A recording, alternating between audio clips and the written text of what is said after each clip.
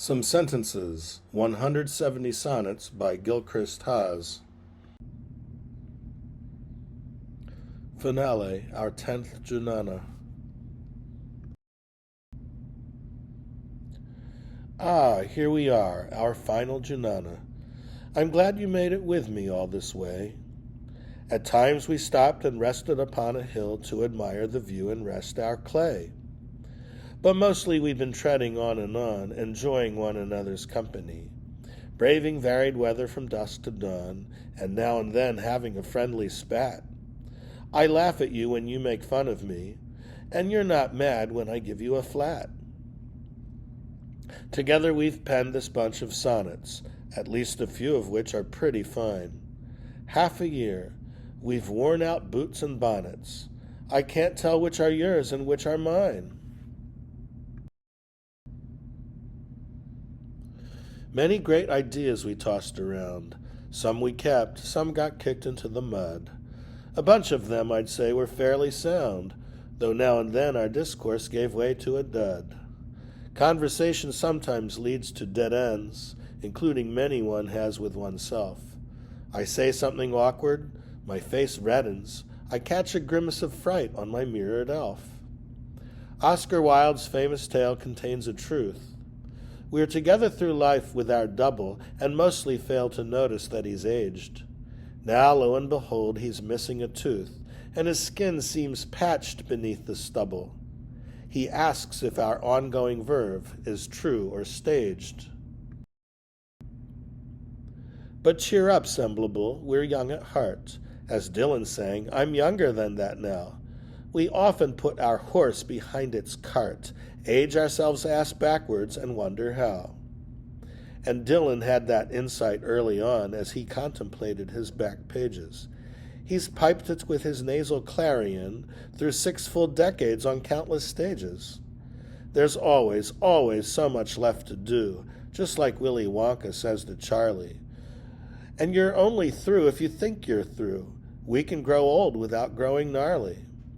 Let's emulate B. Button's curious case and wind death into birth, leaving nary a trace.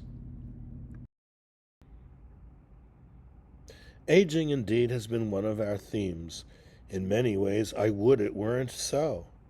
We wish we were ageless as enthymemes that scholars through numberless ages crow. It's nice to learn that aging ain't so bad, despite the loss of height, the aches and pains, the obsession to leave more than a tad of something besides corporal remains to be remembered by when we are gone.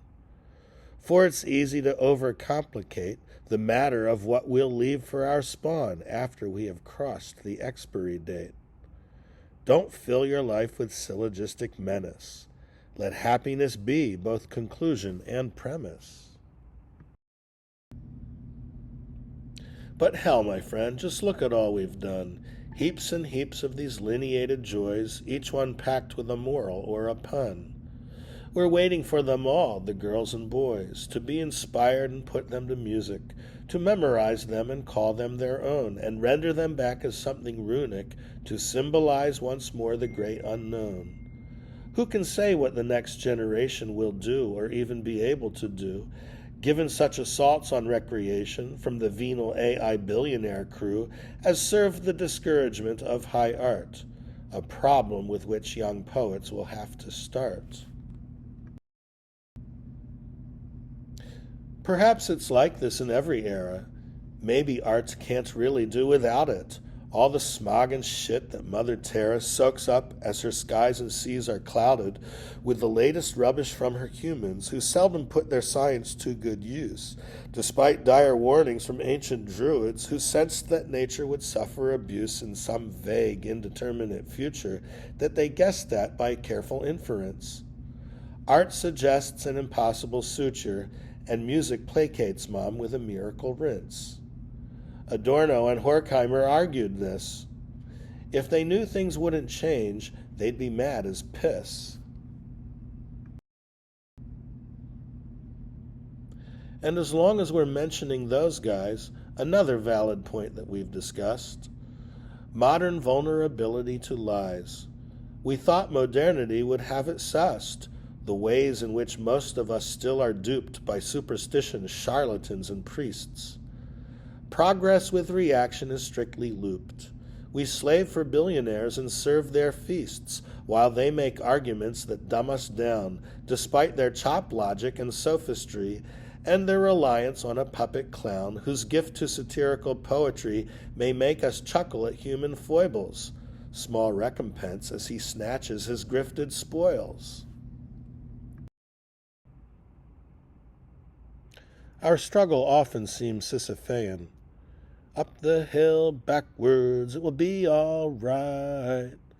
So sang Bowie in the early 80s. Mostly we look for some ledge to lean on and ponder a cleaner path to the height, one with fewer minds and false deities. We often tell ourselves, so far so good, are fine with what we deem a glass half full. And soon the empty half is understood as something to remove with the scaffold, as this edifice that we've built is grand, and thoughts of emptiness will make us sad. Later we gaze down upon poisoned land and recall that half-empty glass. So far, so bad. But there I go again. Forgive me, friend.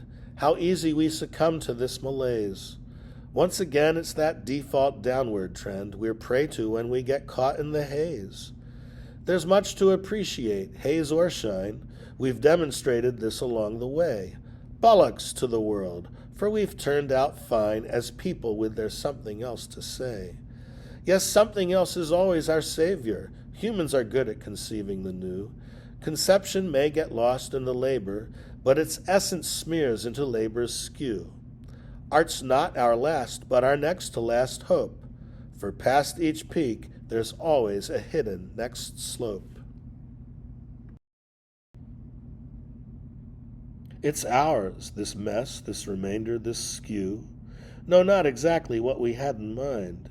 It's always the stuff obstructing our view with which our dearest hopes and ambitions are lined. And of course it's not what we expected, for now we're stuck with shit and junk and dross scattered among these walls we've erected, stuff that we'd sooner attribute to waste and loss. But waste and loss is what we need the most, for in it lies our chance to be redeemed, our self-made Jesu, our heavenly host, our Santa's shop of which poets have always dreamed. In it we find ourselves and what we're of. We make, discard, recreate, and are made for love. And art always circles back to this theme, confirmed by near-death experiences. Do an internet search on NDEs. We live to love, though life is but a dream that limits us to our lower senses. This dream is but one in an endless frieze of mementos gilding our karmic path we'll admire as in a gallery walk upon resuming our eternal posts. Each death is a spiritual intermath, and recollect the love and thought and talk that filled our lives on former globes and coasts. For we are blessed with full anamnesis in transits from life to life. Yes, that's my thesis.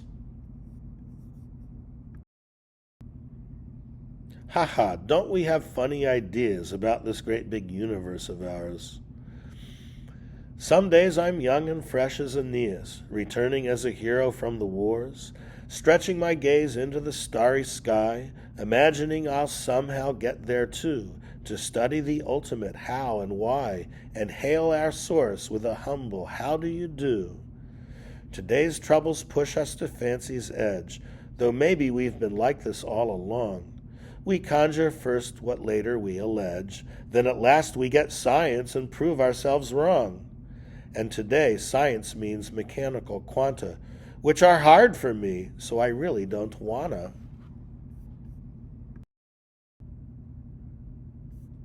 But, friend, do physicists have the answers? They seem to get lost in the granular. From great to small there are slick banisters, and which kind of woman or man you are depends on whether you slide up or down to largest questions of greatest import or actions below the threshold of sound, and on the venue in which you file your report. And ours, of course, is this ancient habit that moderns may regard as trivial. Voila, this toothy and rhyme-worn rabbit. Ahem, boo, hiss, but at least it's convivial. Scientia versus poiesis, or yin and yang, John and Paul, a double basis. Semblable in our next incarnation, I'll take Virgil and let you be Newton. We'll get a double look at creation, then turn to faith healing like Freud or Rasputin.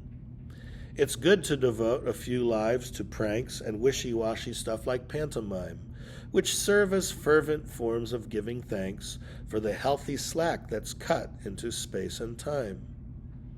For in the end there ain't no need to rush, as opportunity never runs out.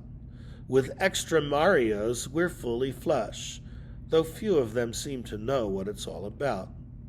Not all of them are made to think above or beyond this terminal life, this partial love. Enough, my friend, it's time we said so long. You know what Shakespeare claimed about parting. To recite that, though, we would both be wrong. For some time now your eyes have been darting. For all we have to say, we've said for now. And you're looking for something else to do. You've signaled that with your furrowing brow. And something else is ready for me, too. But yes, we've had fun, and parting is hard, though we'll meet again in the by and by.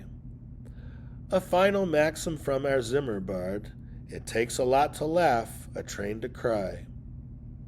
I've never been sure what he meant by that, but love, as we know, is replete with senseless scat.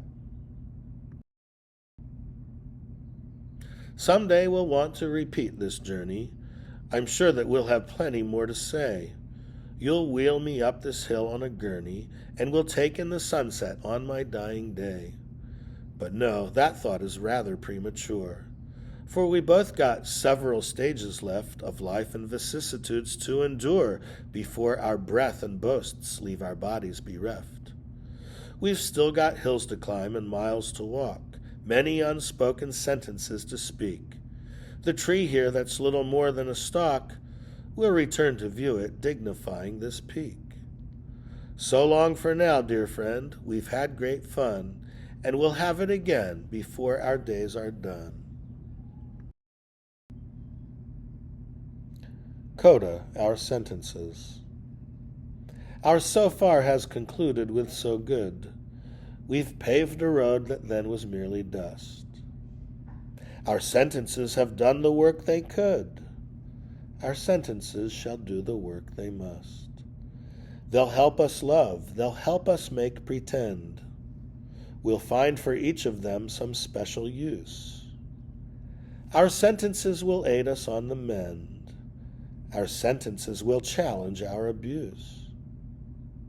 And as we thought them out, they helped us cope with evils signaling a downward trend. Our sentences are filled with joy and hope. Our sentences will save us in the end. Our sentences will fight to set us free. Our sentences are as much as we'll ever be. And that was the finale, our 10th Junana, of some sentences, 170 sonnets, which was begun on the 3rd of October, 2025, and completed a bit more than 6 months later on April 16th, 2026.